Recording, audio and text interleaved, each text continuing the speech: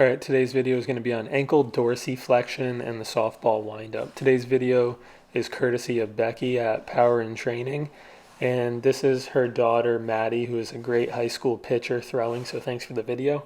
As you can see, ankle dorsiflexion is going to be related to the softball windup. So we'll just review and we'll look at the muscles in the ankle that would limit or affect dorsiflexion. So you can see there's the gastroc and the soleus. These two are plantar flexors, or they push down, but when you're stretching them, you're going to stretch them by dorsiflexion. So you can see on this next chart here, or this next picture, dorsiflexion is when you lift up, and plantar flexion is when you push down into the ground.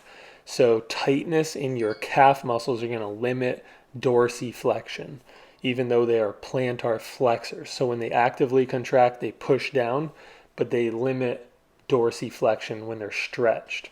So the ankle is multiplanar, but we're going to focus on the plantar flexion dorsiflexion, which is a sagittal plane movement.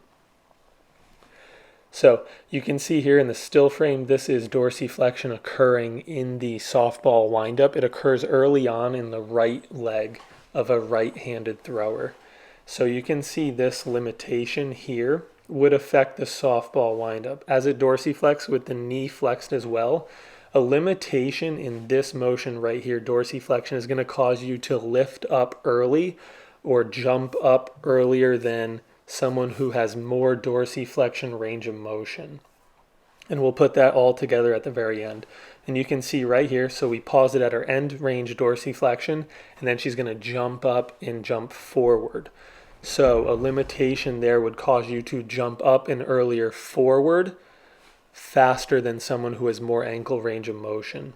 So once again, the plantar flexors are going to be on the back of the leg, and we assess them by stretching into dorsiflexion. So this is one of the ways in the clinic we can assess dorsiflexion. Specifically, this one is going to look at the gastroc, or the superficial calf muscle. This is with the knee straight or the knee extended. So we can test it in the clinic like this.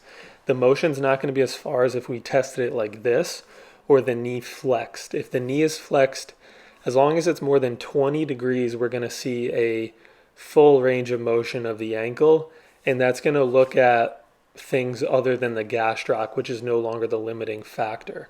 However, the best way to assess ankle range of motion functionally and more related to softball is in this position. As you can see, it looks very familiar to the softball windup. So this is a weight-bearing lunge test. You can do it in half kneeling and just trying to rock your knee as close to the wall as you possibly can while keeping the heel flat.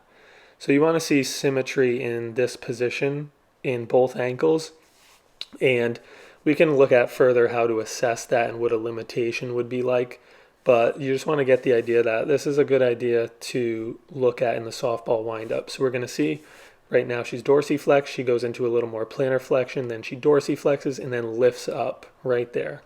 So that's how it affects the softball windup.